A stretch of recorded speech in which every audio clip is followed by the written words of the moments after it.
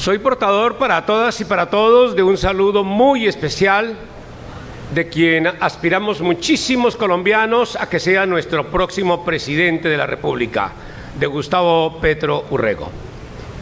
Y soy también portador del saludo del Comité Político del Pacto Histórico, de quien soy integrante.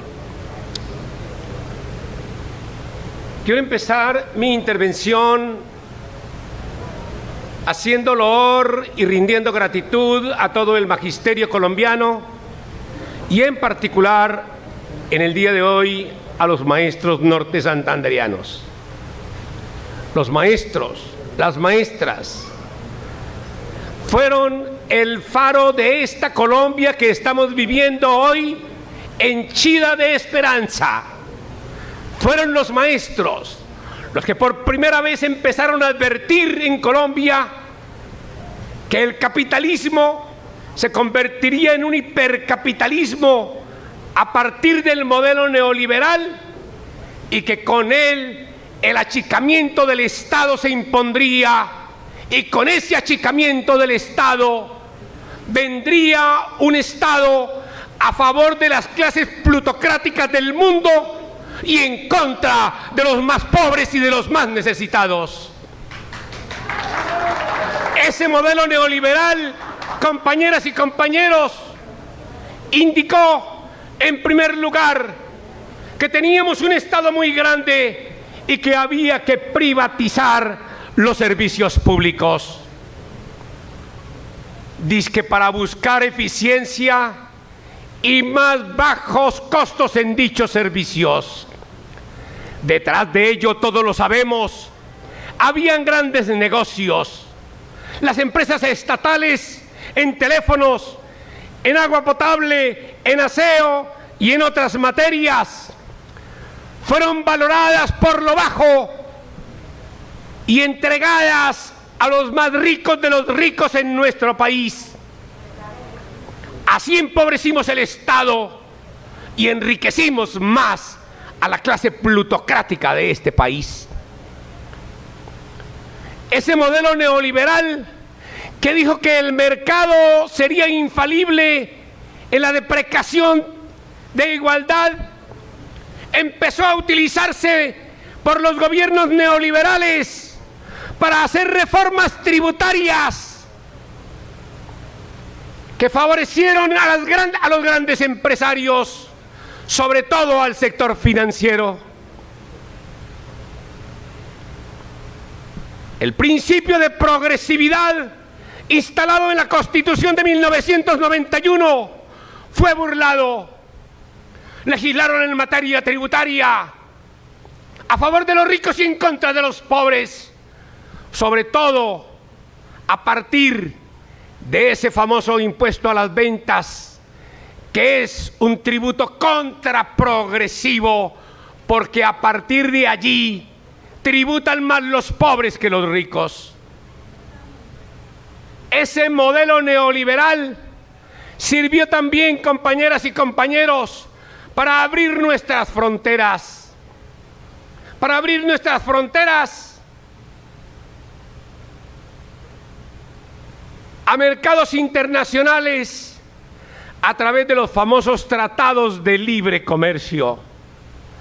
Esos tratados de libre comercio, compañeras y compañeros, trajo como consecuencia la ruina del sector agrario del país y por ahí de la incipiente industria que a partir de los años 60 empezaba a brotar en nuestro territorio. De exportadores de cereales y de otros productos agropecuarios nos convertimos en importadores. Ese modelo neoliberal además empezó a ajustar cuentas contra el sector público. La educación, la salud fue privatizada a partir de un modelo donde lo que se llama el aseguramiento fue entregado a las EPS, que es propiedad del sector financiero colombiano. La educación también ha estado en el faro para la privatización, pero gracias a la Federación Colombiana de Educadores y a sus maestros no se ha logrado profundizar esa privatización de la educación. Por esa vía, derechos fundamentales como salud y educación y el ítem de pensiones, que también fue entregado al sector privado a través de los fondos privados de pensiones, han dejado de ser derechos fundamentales, de ser derechos esenciales para los colombianos y las colombianas, y se ha ido convirtiendo en un gran negocio para el sector privado. Todo este cuadro que vengo presentando del modelo neoliberal, atisbado, como dije, de manera preclara por los maestros, por muchos dirigentes sindicales, por líderes sociales, por líderes comunitarios, fue mostrado en primer lugar el 19 de noviembre de 2019 y el 28 de abril del año pasado, con grandes manifestaciones que denunciaron el hambre que padecían millones y millones de familias colombianas. La indignación cubrió todas las inteligencias del pueblo colombiano y, superior a la muerte, se impuso un camino de dignidad, de lucha. Y allí, ese 28 de abril, empezó a abrirse un nuevo camino para Colombia, que es el camino que nos ha demarcado a quienes hacemos política y a quienes hacen trabajo social, que el camino era el camino de la unidad, y ese camino de la unidad nos llevó a constituir lo que hoy es el pacto histórico, a nombre de cuya organización vengo a hablarles en el día de hoy.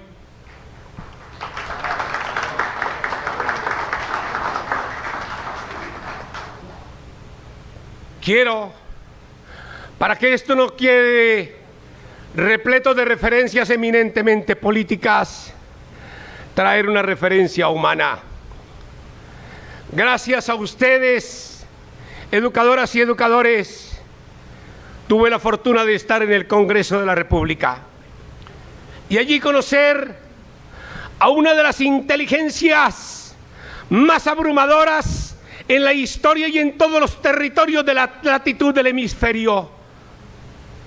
Conocí a un hombre de una honestidad a toda prueba y de un hombre que tiene enclavado su espíritu en el amor a su patria, a Colombia, y me refiero a Gustavo Petro. Gustavo fue compañero de pupitre mío en el Senado de la República.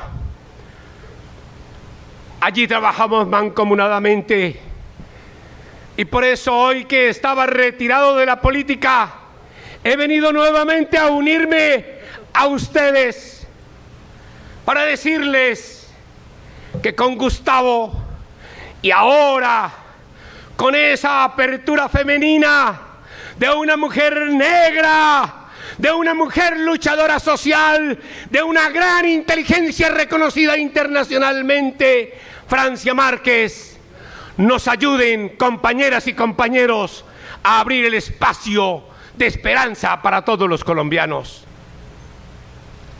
El programa de Gustavo Petro encarna un primer elemento fundamental, un modelo de desarrollo para el país que se llama agroindustrial. Todos los maestros lo saben, que nuestro territorio colombiano está ubicado dentro del globo terráqueo en una posición que nos da el privilegio de producir durante todos los meses del año, y que además nuestro territorio tiene todos los pisos térmicos, y eso nos genera lo que en economía se denominan ventajas competitivas para tener vocación agropecuaria. En un momento en que el mundo atraviesa por una hambruna donde 800 millones de seres humanos aguantan hambre. Por eso Gustavo y Francia han colocado como eje de su programa el tema agropecuario. Para ello habrá que hacer reforma agraria que tiene muchos elementos. El primero, un tema de dotar a campesinos que no tengan tierra de ese elemento fundamental para producir. Pero en segundo lugar, de generar a través de banca pública créditos blandos para nuestros campesinos y arrebatárselos al sector financiero privado, que lo que ha hecho a través de los años es ir despojando de sus tierras a esos legítimos propietarios porque no alcanzan los precios de los productos agropecuarios a compensar las altísimas tasas de interés que les cobran en el sector financiero privado. Pero además, Gustavo lo tiene claro y Francia también, que para ello tenemos que hacer una gran revolución del conocimiento. Y aquí los maestros van a ser fundamentales. El conocimiento debe ayudarnos a servir para cimentar investigación, ciencia y tecnología. Si a partir de ese conocimiento hacemos investigación, ciencia y tecnología para el campo, y ese campo lo acompañamos de institucionalidad agropecuaria, vamos a poder generarle a nuestros campesinos y campesinas las posibilidades de que ellos sean competitivos en el sector agropecuario. Y si además de ello generamos infraestructura para el campo de manera que nuestros campesinos puedan sacar sus productos y eliminamos intermediaciones nefastas entre el productor y el consumidor en las ciudades, vamos a mejorar las condiciones de nuestros y nuestras campesinas, que son condiciones absolutamente infrahumanas. Ese modelo agropecuario tendrá que estar acompañado de un aditamento que es la industrialización, y por ahí recobraremos el campo de la industria que se perdió a partir del modelo neoliberal. Todo ello nos deberá ayudar, compañeras y compañeros, a vislumbrar un nuevo país, porque ello generará empleo y podremos satisfacer las necesidades de ocupación de muchos colombianos y colombianas. Pero hay temas supremamente importantes. Ese tema del campo no puede hacerse hoy con la misma energía que hoy tenemos, energía proveniente de la combustión de fósiles. El mundo, desde hace 30 años, me refiero al mundo científico desde hace 30 años, advirtió que si seguíamos haciendo combustión de fósiles, petróleo, gasolina, carbón, nosotros no le vamos a dejar espacios vivenciales a las próximas generaciones de colombianos y de colombianas. El último informe de los científicos es que tenemos 12 años para parar esa manera salvaje de cómo se ha manejado el aparato productivo en el mundo. Por eso hay necesidad muy rápidamente de mutar hacia energías limpias, energías del sol, energías eólicas, energías a partir de productos que hoy los consideramos basura y que no deberíamos considerarlos basuras, sino materias primas también para la producción de energías. Pero además, allí vamos a tener que emprender en ese campo de cómo rehabilitar todo nuestro territorio para la ecosostenibilidad, grandes programas de reforestación y programas de basura cero. Porque estamos sacándole al globo terráqueo mucha materia prima, de manera que las próximas generaciones no van a tener con qué supervivir. Allí hay un cambio profundo y está demarcado, como les decía, por una de las inteligencias más grandes que han sido reconocidas mundialmente, como la inteligencia de Gustavo Petro, que hoy es autoridad mundial en materia de energías limpias. No le tengamos miedo a eso. Hay que empezar. No se va a acabar la producción de petróleo de la noche a la mañana, pero tenemos que empezar. Compañeras y compañeros, quiero referirme a algunos campos particulares del programa de Gustavo. Y me voy a referir en primerísimo lugar al tema de las pensiones. He recibido tantas llamadas, tantos correos, tantos petitorios de los maestros de que intervengamos ante Gustavo Petro para que no vaya a ser afectado el sistema pensional de los maestros. Despreocúpense de ello. Lo que Gustavo ha dicho es que se va a afectar el régimen pensional que hoy está en manos de los fondos privados de pensiones.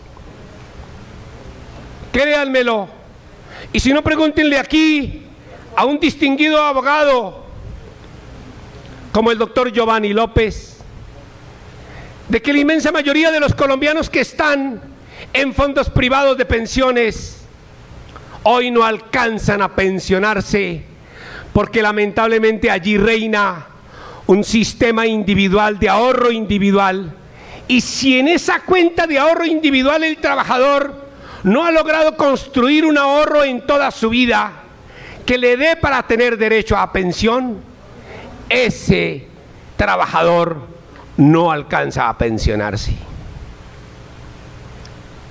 Y el ahorro tiene que ser un ahorro sobre la base de 4 salarios mínimos legales mensuales vigentes, es decir, cotizaciones sobre 4 salarios mínimos legales mensuales vigentes. Y preguntémonos todos nosotros, ¿qué cantidad de trabajadores en Colombia ganan por encima de 4 salarios mínimos legales mensuales vigentes? De manera que ahí el escenario pensional de un trabajador es casi nulo. Por eso se ha dicho que vamos a privilegiar el sistema de aseguramiento público en materia de pensiones a través de una entidad pública que hoy se llama Colpensiones, donde un trabajador, cumplidos requisitos de semanas de cotización y de edad, tiene asegurada su pensión sin necesidad de que acredite un monto para que ese monto le dé la pensión al trabajador. Y eso gracias a una palabra que ha ido desapareciendo del léxico en el mundo y en particular en Colombia, que se llama solidaridad. En un régimen de prima media como el que hoy maneja Colpensiones, sector público, hay solidaridad intergeneracional e intrageneracional. La solidaridad intrageneracional indica que cotizaciones mayores ayudan a cotizaciones menores para que estos puedan pensionarse. Pero la solidaridad intergeneracional indica que cotizaciones de jóvenes ayudan a generaciones viejas para que estos puedan tener asegurado el pago de sus pensiones. Sobre esa base, sobre esa palabra mágica que se llama solidaridad, que la queremos rescatar no en su palabra sino en su dimensión, porque el individualismo tiene que irse eliminando del corazón de los colombianos, del corazón de los seres que conforman el globo terráqueo. Aspiramos a cambiar y a decir que 77 de cada adultos mayores que hoy no tienen derecho a pensión en Colombia se nos puedan pensionar muchísimos más. Y los que no alcancen, los que son cuenta propia, los que son cuentapropistas, porque trabajan por su propia cuenta, ¿qué? Por ahora, lo que se ha dicho es que se harán subsidios estatales, donde esos subsidios estatales sería el mínimo de 500,000 pesos para personas que no tengan derecho a pensión, a fin de poder cubrir con algo de dignidad la vida de esas personas en su edad adulta. Y en el tema de salud, dos reformas fundamentales. No me voy a referir al tema de los maestros, me voy a referir al sistema general de salud. Dos, instaurar un tema de seguridad preventiva. Y dos, acabar con las EPS, acabar con el modelo de aseguramiento privado y pasar a modelos de aseguramiento público como los que existen hoy en Canadá o en Inglaterra. Lo que vamos a hacer básicamente es copiar esa experiencia, porque eliminamos la intermediación financiera de las EPS y eso nos genera ahorros para mejores estados de salud de los colombianos y de las colombianas. Y en materia de educación, la senadora Sandra Jaimes, y ya se lo decía al compañero presidente, deben saber que en el programa del Pacto Histórico, en materia de educación, hemos instalado, por iniciativa mía, estos elementos. Algo que ya ha sido recalcado por todos y por todas. Una reforma constitucional, tal vez de las pocas reformas constitucionales que se vayan a hacer. Sistema General de Participaciones. Para traer la plata que se llevaron para la guerra, que se la quitaron a nuestros niños y a nuestras niñas, devolvérselas al sector educativo. Y por supuesto, una reforma a la Ley 30 de 1992, sin la cual no podríamos hacer aseguramiento universal del derecho a la educación superior para nuestras jóvenes y nuestros jóvenes. En materia de educación básica, las reformas están de este talante. ¿Cómo hacemos cumplir el mandato de la Ley 115 de 1994 que ordenó que las escuelas públicas deberían tener un preescolar de 3 años?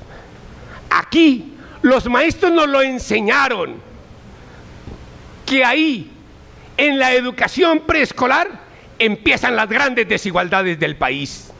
¿Cómo así que los niños de clases ricas y de clases pobres tengan 3 años de preescolar y nuestros niños en las escuelas públicas, por su condición de pobres, apenas les demos 1 año de preescolar?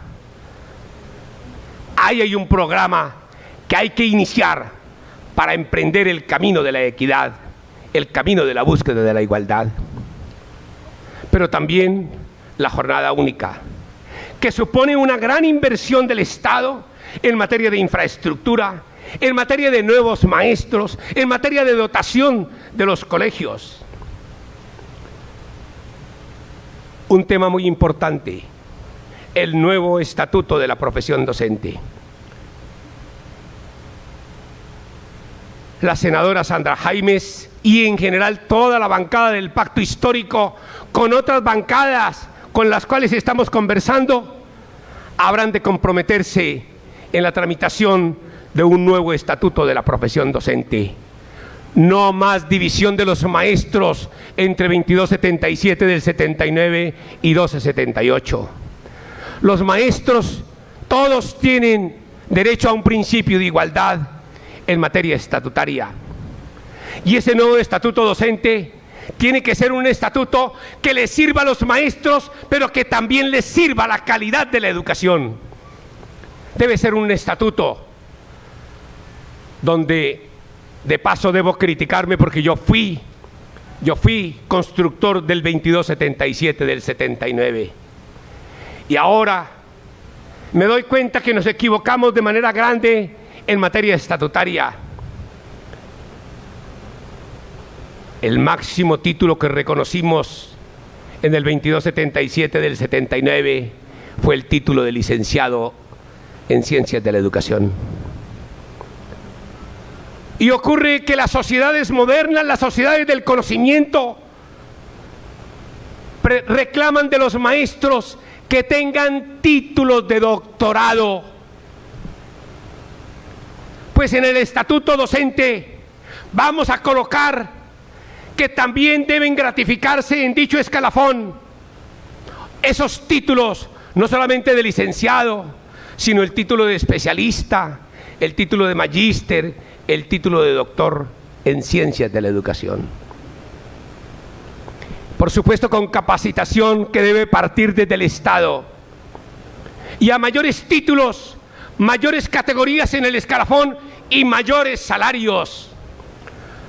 A los maestros tenemos que sacarlos de los atrasos en sus salarios para reconocerles lo que ellos tributan a la construcción de una sociedad del conocimiento y lo que han de tributar para esa nueva república en que estamos aspirando.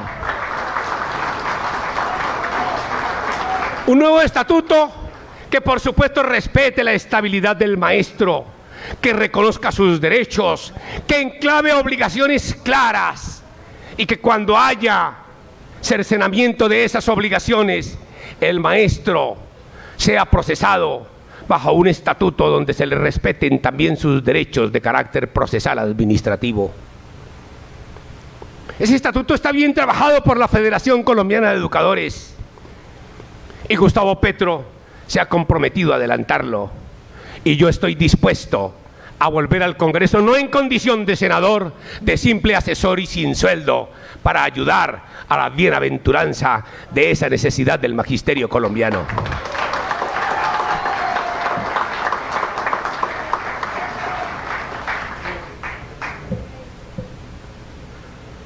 Compañeras y compañeros,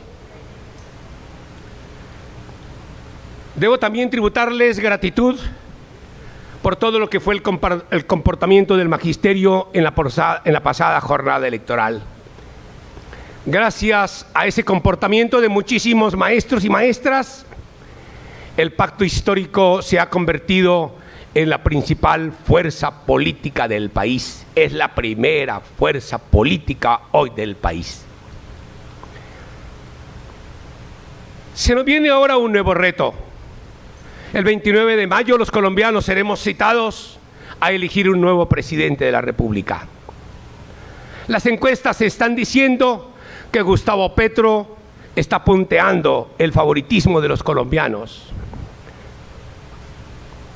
Pero nosotros le estamos planteando a los colombianos y a las colombianas, y hoy se lo venimos a implorar a los maestros, que no pensemos simplemente en ganar, sino que ganemos de manera extraordinaria, que ganemos en la primera vuelta, que ganemos el 29 de mayo y que para eso nos dediquemos a una tarea: conquistar para el 29 de mayo la mitad más uno de los votos por Gustavo Petro y por Francia Márquez.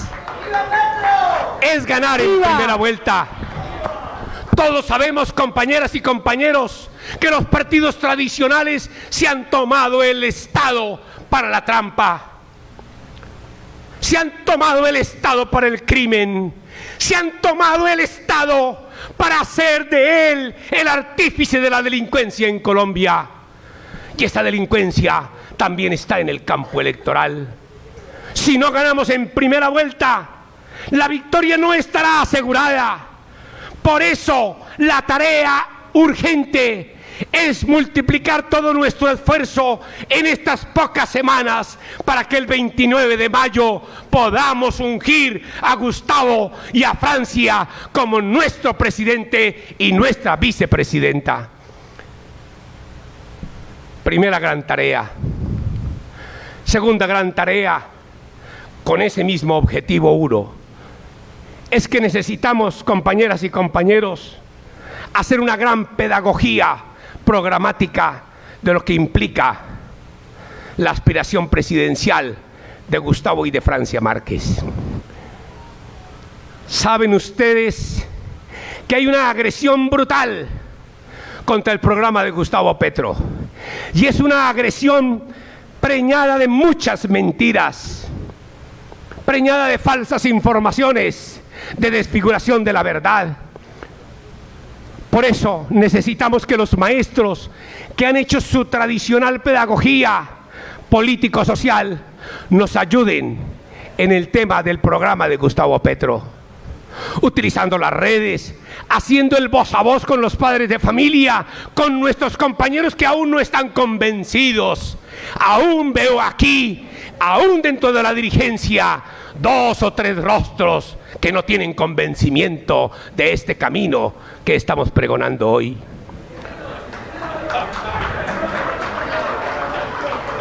Hacer pedagogía sobre ese programa es fundamental. Hay que bajar el programa, hay que leérselos, compañeras y compañeros, para estar preparados. Por fortuna, debo darle unas señales de grandes esperanzas. Yo que me estoy recorriendo todo el país, encuentro todos los días, con grandes asombros, un cambio en la mentalidad de los colombianos y de las colombianas. Uribistas vienen y reclaman su entrada al pacto histórico, bajo la teoría de que estaban equivocados, y hay que reconocer que podrían estar equivocados, o que se equivocaron de una u otra manera. Hay que estar dispuestos a recibirlos. Muchísimos liberales están llegando al pacto histórico. El lunes haré en la ciudad de Villavicencio reunión de grandes líderes conservadores de ese departamento que se suman al pacto histórico. Y tenemos que abrir con generosidad nuestros brazos, nuestro espíritu, nuestras mentes para recibirlos. En últimas, no se trata de un color o de un nombre. Se trata que tengamos claro que queremos el cambio, y que queremos el cambio para hacer de que esas mayorías colombianas que estaban en pobreza, que estaban en situación de indignidad, pasen al campo del bienestar, pasen al campo de la dignidad. Quiero también decirles, compañeras y compañeros, que en los próximos días se van a venir unos ataques violentos contra la campaña de Gustavo Petro. No le tengamos miedo a eso. Lo que les quiero pedir, compañeras y compañeros, es que fortalezcamos nuestros corazones, los fortalezcamos y hagamos resistencia frente a toda la brutalidad de una contracampaña política que se va a venir, para poder fortalecer a los corazones débiles. Los maestros sí que tienen coraza y sí que tienen ejemplo y camino de resistencia. Pues a resistir, compañeras y compañeros.